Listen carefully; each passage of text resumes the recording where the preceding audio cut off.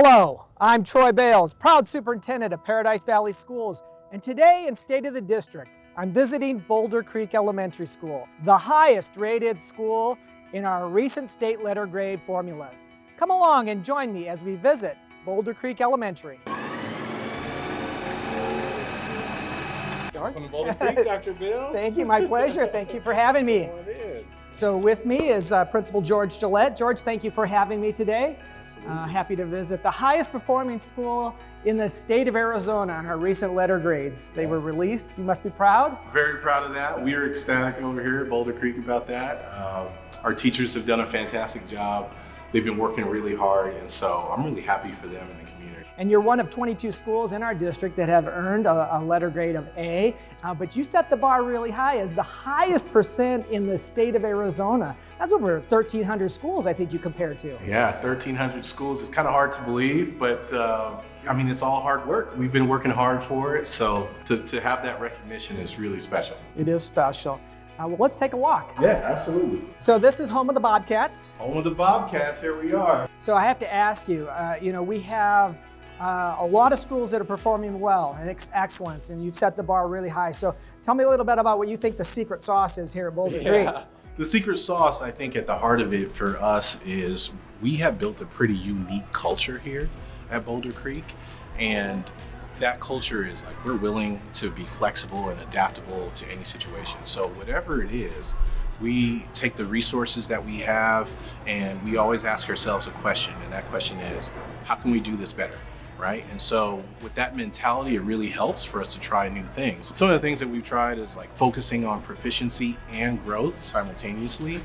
And that required us to take a look at our interventions. It caused us to look at our STAT process, how we treat students who need a little bit of extra love and care. And so when we do both those things at the same time, I think the results kind of speak for themselves. Yeah, well, you've talked about two really important components that fit right into the frameworks of 4 district initiatives that we have. You talked about that culture that you have here, and that fits under the framework of positive behavior interventions and supports, your PVS model, and I imagine you're doing that very well then. We love PVS here. That's one of the first things that I did when I got here 5 years ago was to make a strong commitment to it. We dedicated lots of time to it, and now we feel like out of those 4 initiatives, that's kind of the thing that we are the most proud of because we've been committed to it for a long, long time. And the other description that you had was, meeting those kids' needs, right? Whether they needed extension or some remediation. That fits under our framework of MTSS, right? So tell us a little bit more about that. Yeah, so after COVID hit, we realized really quickly that we needed to beef up our intervention time, our tier 2 intervention. And so we do a lot of things about making sure that we have curriculum that we can count on in that arena, that we look at the whole child. All of us get together and we look at not just academic data, but also behavior data.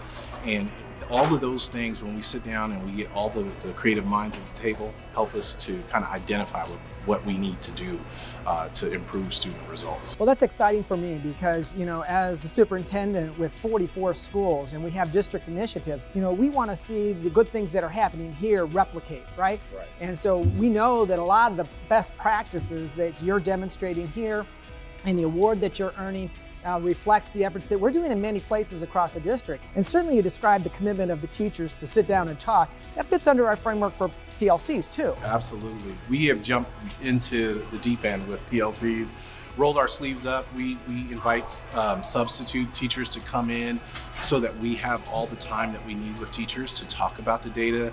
Our tier 2 groups intervention time very fluid. We get students in and out. As they start to make progress, we put students in that need a little bit more support. And while we're proud of the academic achievements, the whole child, and that's one thing I'm proud about here in PVSchools is we take every child.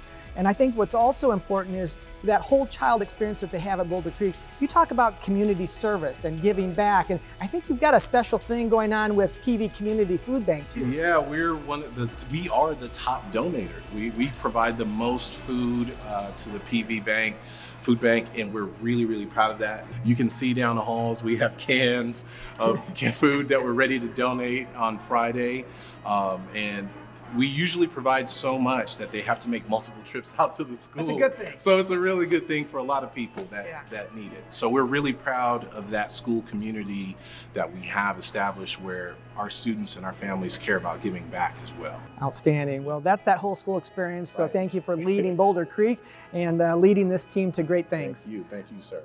Well, this concludes my visit to Boulder Creek Elementary School today, helping me recognize the outstanding achievements of the highest performing elementary school in the state of Arizona. This concludes our State of the District. Thank you for joining me. And this is Troy Bales, proud superintendent of PV Schools.